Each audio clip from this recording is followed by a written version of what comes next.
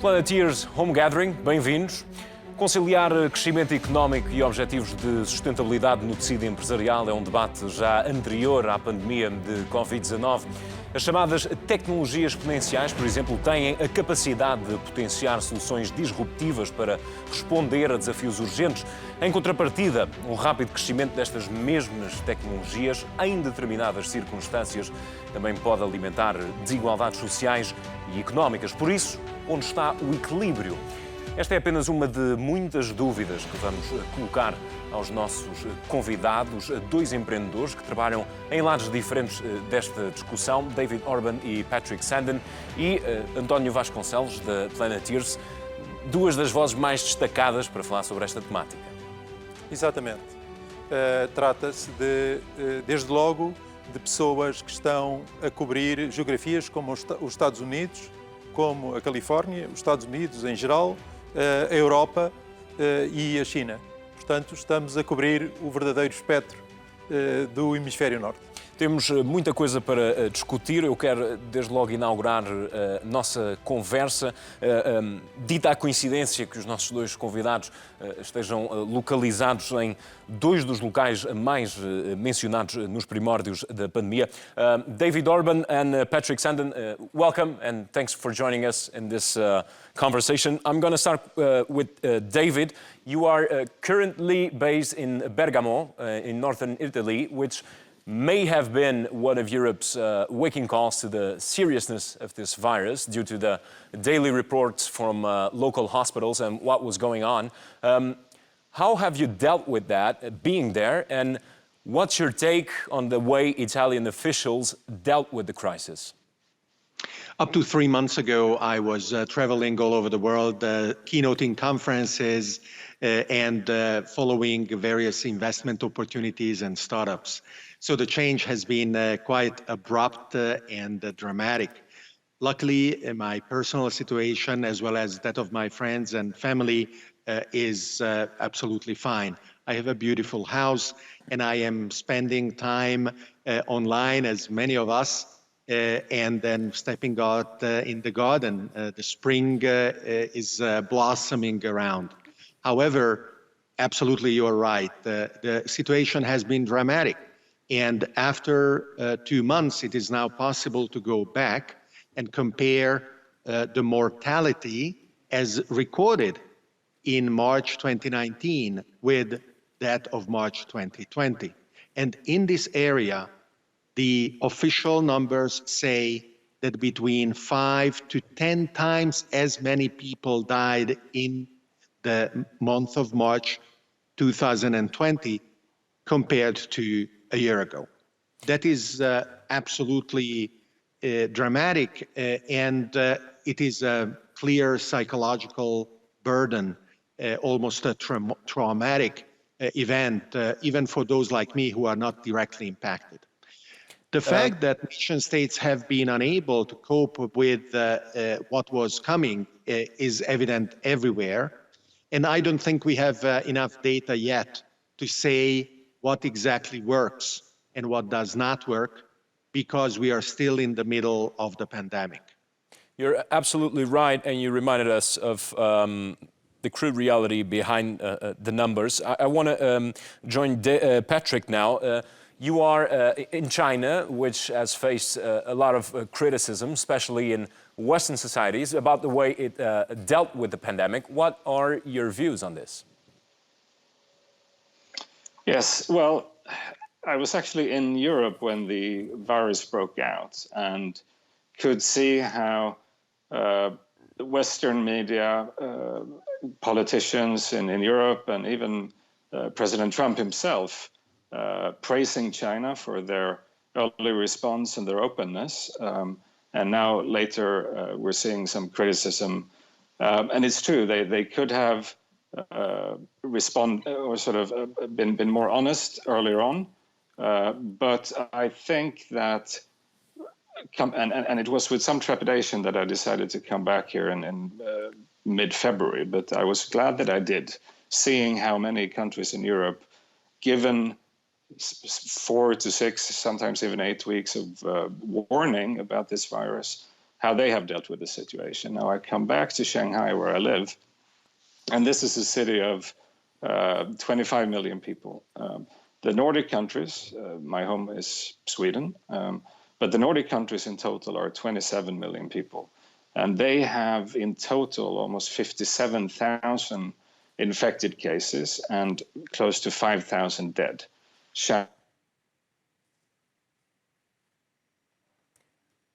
Perdemos a ligação com Patrick Sandin, mas em breve retomaremos essa conexão. Ainda assim, Patrick Sandin tocou aqui num ponto importante que tem a ver com a resposta também dos países nórdicos e os contrastes, no fundo, que também tem havido entre os países nórdicos a responder a esta pandemia. Retomamos a conversa com o David Orban. David, you have been working in fields related to exponential technologies such as blockchain or artificial intelligence. Do you believe there are more concerns from entrepreneurs with environmental issues? And to that extent, will the pandemic increase this awareness to a point of real change? It has always been the case that there could be entrepreneurs that were more long-term minded and those that were content with a short-term vision instead. And the first could preach to the second, but they would not listen. Today, it is harder to pretend that the impact of everything we do day by day is not leading to disaster if we pretend to be blind to their consequences.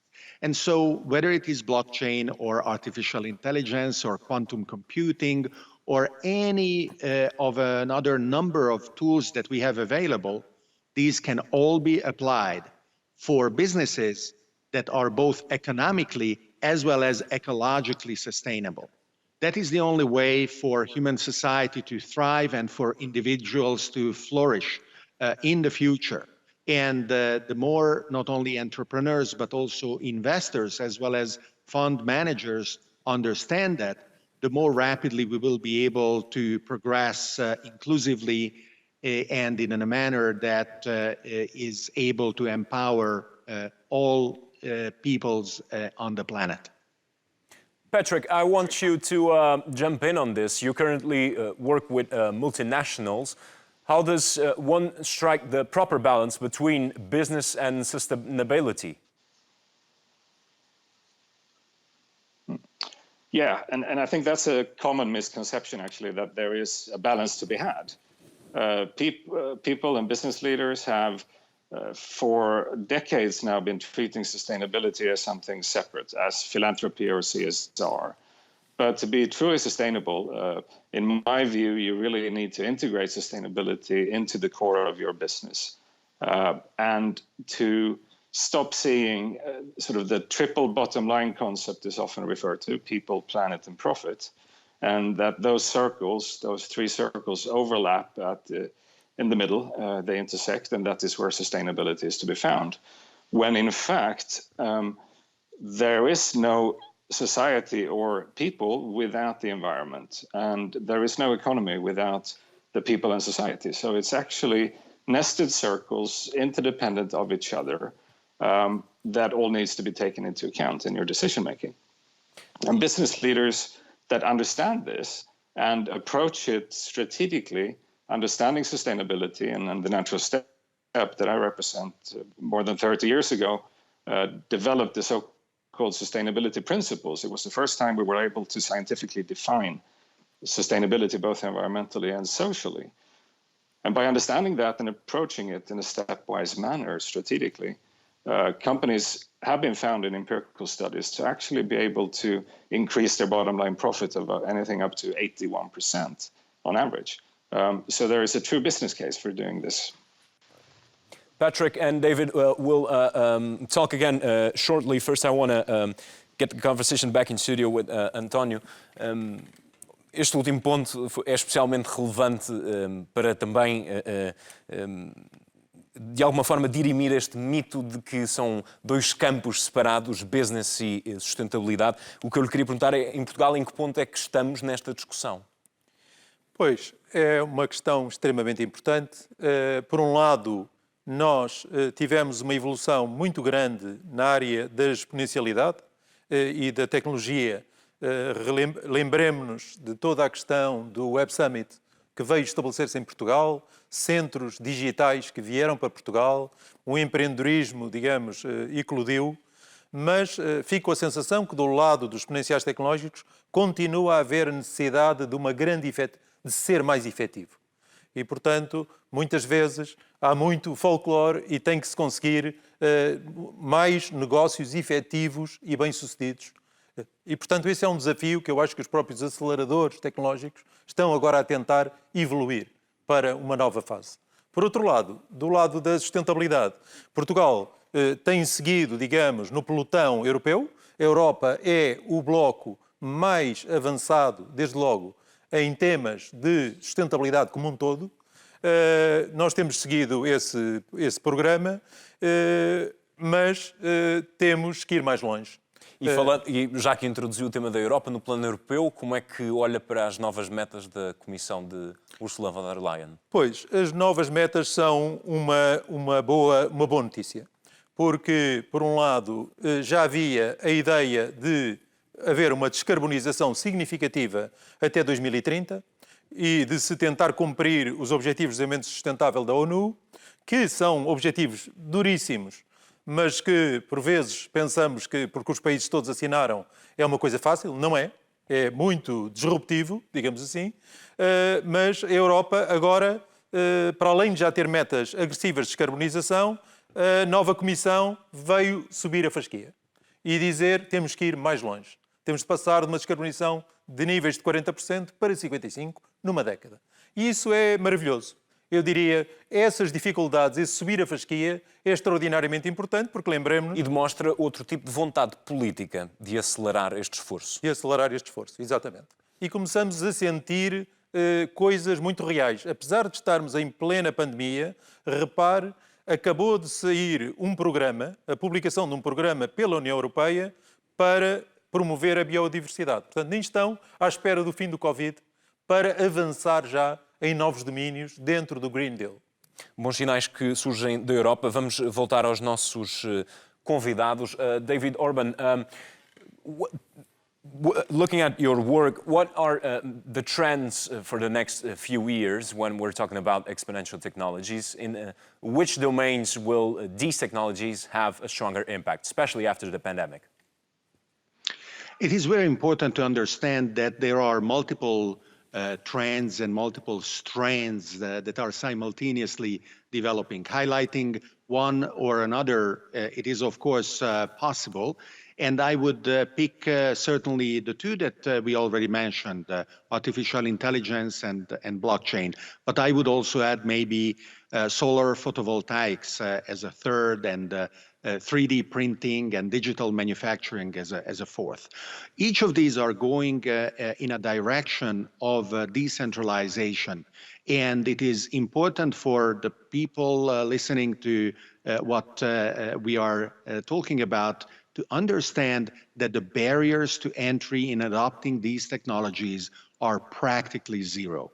It really only requires the mindset of making the first few steps. And whether we are talking about small or large companies, it is possible to take advantage of them in order to build more resilient, more sustainable businesses that are able to take advantage of the incredible power of these technologies coming rapidly. Patrick, to a certain extent, exponential technologies have these two sides. They can whether contribute to increasing competitiveness between businesses, but they can also enhance social and economic inequalities. How do we avoid such a scenario? Well, we obviously have to be mindful of that. And I think it starts with an awareness of it, an understanding of exponential trends and exponential technologies, and then it's down to politics to handle this. Obviously, automation in factories can lead to unemployment. Many of these technologies automate both factories and white-collar labor. And to deal with that, we may need to look into, as some countries have started pilots, to look into universal basic income, where we find different means for redistributing the profit.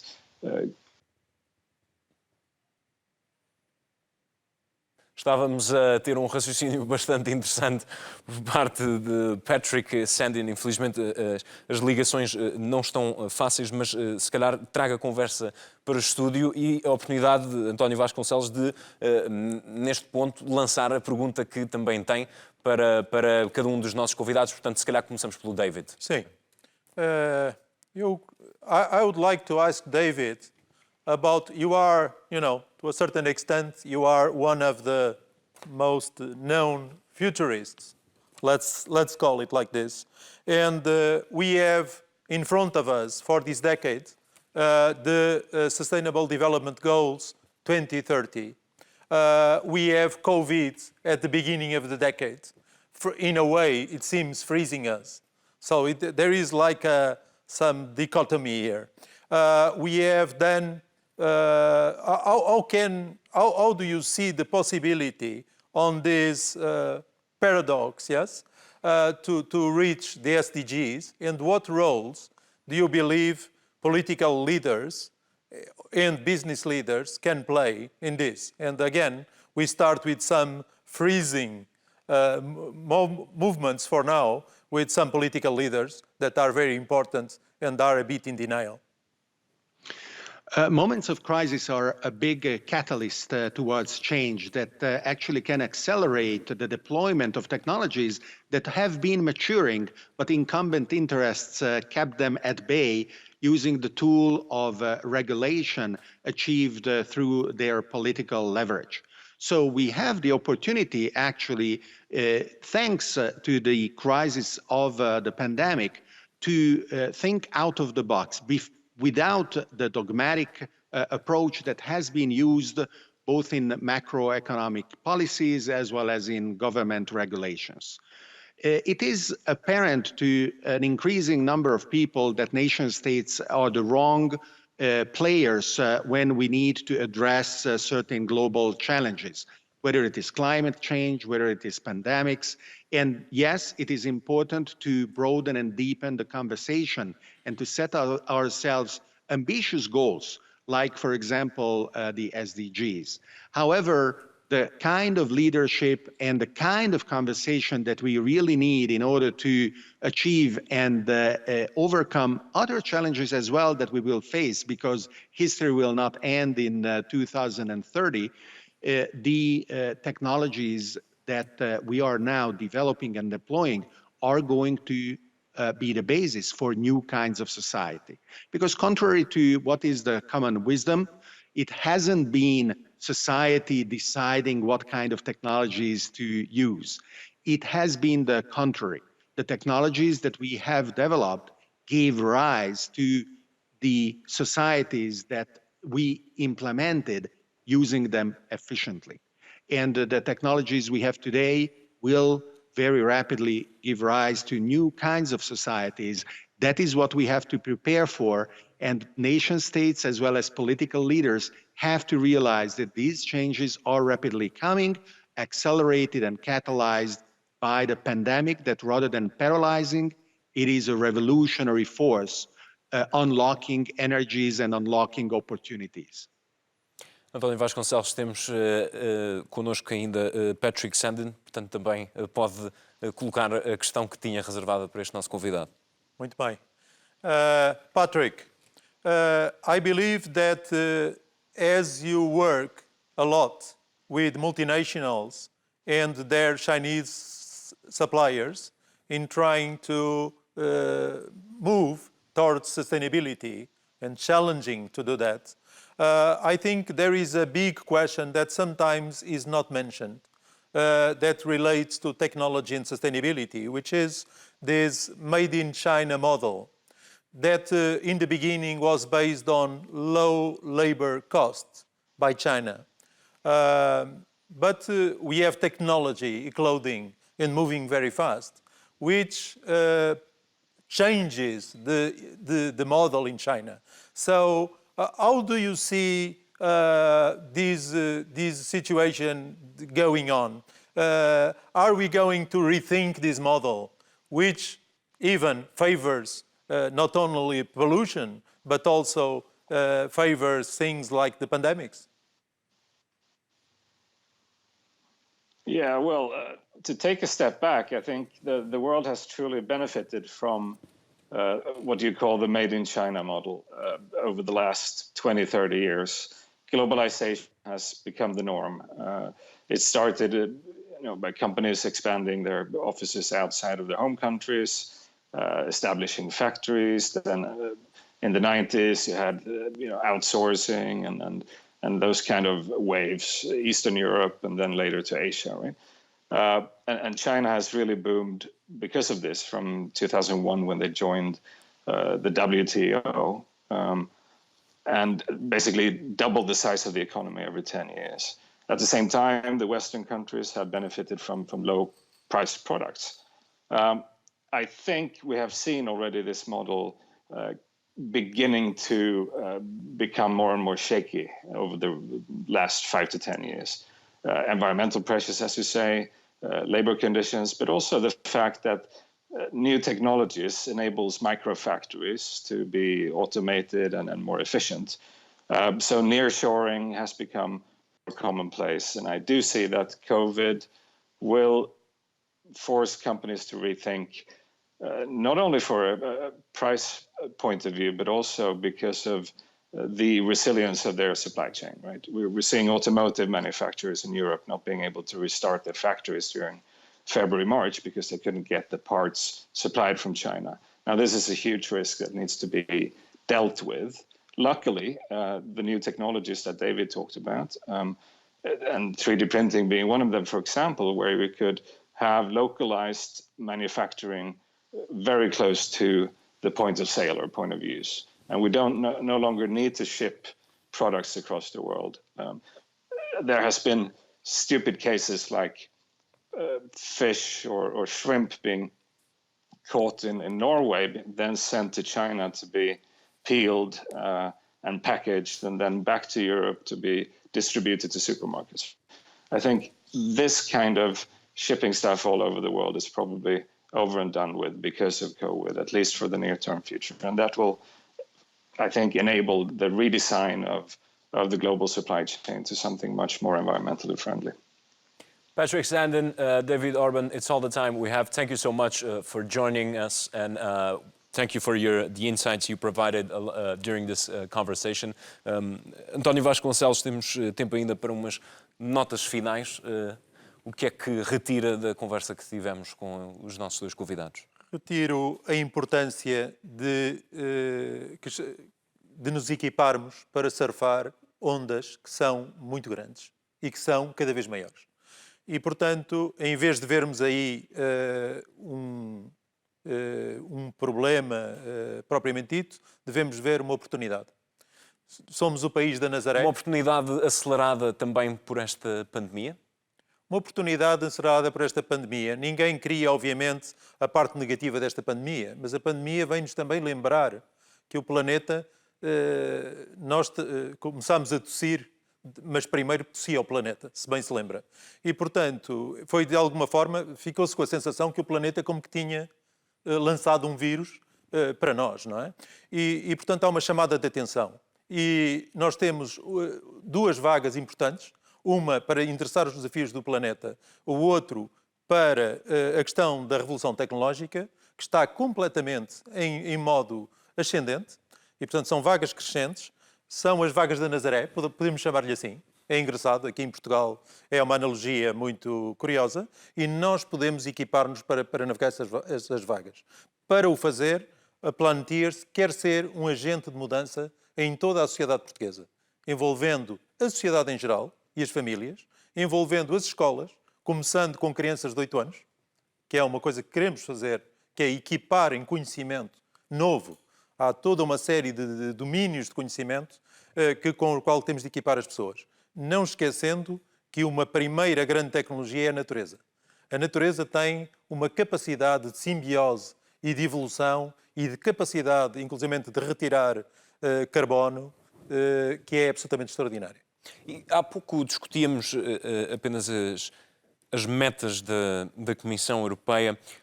Falando do caso de Portugal, acredita que é possível o nosso país tomar a dianteira nesta discussão e neste caminho do ponto de vista europeu?